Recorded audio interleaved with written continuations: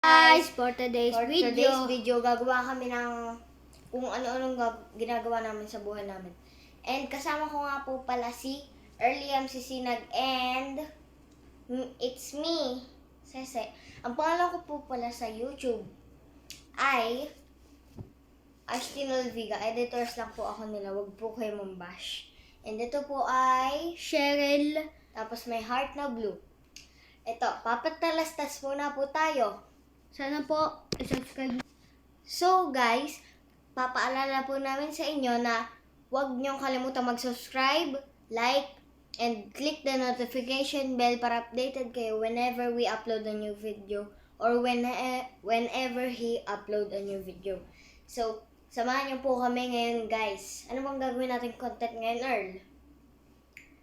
Guys, kung paano kami matulog tuwing gabi. Hindi na ganon. Iba na ang ating content. Ano? Ang content na natin is A Day in My Life. Yung kung anong paano natin ginagawa ang nire-ready at ginagawa ang ating sarili. Pag umaga hanggang gabi, ganun. So gabi na guys, nakalimutan namin mag-ano kanina. Mag-vlog kanina. Kaya, yun. Ngayon na lang natin Ang gagawin guys, pa lang natin naisipan guys mag-vlog. is yung ginagawa namin araw-araw.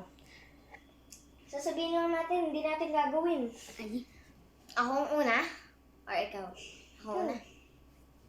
Ang una ko pong ginagawa pagkagising ko, tinitiklop ko lang po yung kumot. Tapos, sorry guys, huwag kayong mambabash. Nagsiselfone ako. Chinek-check ko yung mga notifications na lumalabas sa cellphone ko. So, yung tanghali naman, nakain kami. Tapos, nung pahapon, nabili kami ice scramble pag may nagtitinda dito. Tapos paggabi, bubuhay na namin yung aircon at kami tutulog na. Ganon. So, next.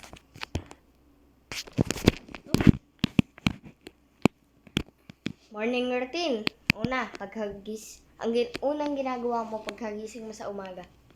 una po ay nagtitiklop po ako ng mga kumot at hinigan. Sunod, kapag tanghali na, kumakain kami. Tas habang hapon, lumiligo ako ng 3:00 para pagdating ng hating gabi ay lagi tayong handa sa pagtulog. Yun lang po. Bye-bye. What's up guys? Patalastas muna tayo.